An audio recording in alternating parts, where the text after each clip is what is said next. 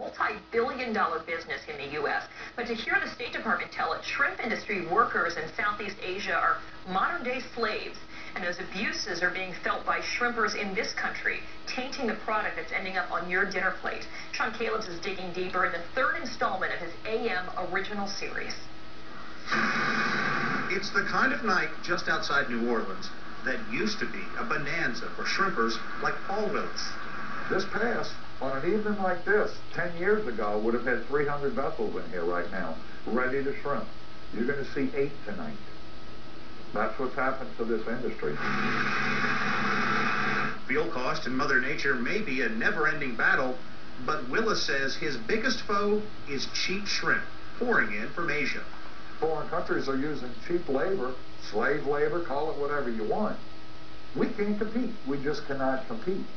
In fact, Willis says he's now forced to sell shrimp at the same price he did 15 years ago. And that's still not as cheap as the cut-rate Asian shrimp selling at $3 a pound, a price at which Willis says he wouldn't even break even. Consumers know when they're buying some seafood, like tuna, that it's dolphin safe. But human rights critics complain if you're buying something like shrimp, there's no label that it means slave-free. One of the oldest crimes in the world is alive and well in slavery. Louis C. DeBaca, the U.S. ambassador on human trafficking, says the shrimp industry in Asia is one of the worst offenders. A 3-year investigation by the AFL-CIO-affiliated Solidarity Center and backed by the U.S. State Department found several leading U.S. retailers receive shrimp from plants in Thailand and Bangladesh, where workers as young as 8 are subject to sweatshop conditions. Men's bodies wash up routinely on the shores of Thailand, Malaysia, Cambodia, where they've just been tossed overboard. And usually it's for asking for a fair wage, talking back to the boss, asking to be taken back to shore.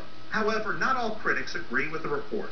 The Aquaculture Certification Council, an American agency that runs global certification of food safety, says the report is exaggerated and says since it came out, the industry has made a lot of improvement.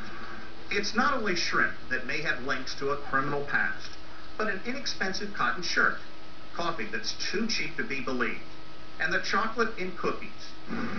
For Willis, the impact is all too real, and he wants American consumers to ask the tough questions. They've heard tales about, why can they sell this shirt for $5 when if it's made in the USA it would cost $16? How can that be done?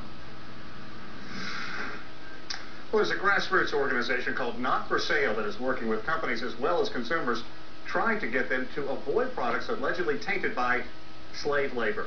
Now, this is the fastest growing crime in the world, and Not For Sale says that they originally thought it was about a $32 billion a year industry. Now they say it could be as much as $150 billion. So, Karen, they ask people to think about it when they're buying seafood, shrimp, chocolate, coffee, whatever.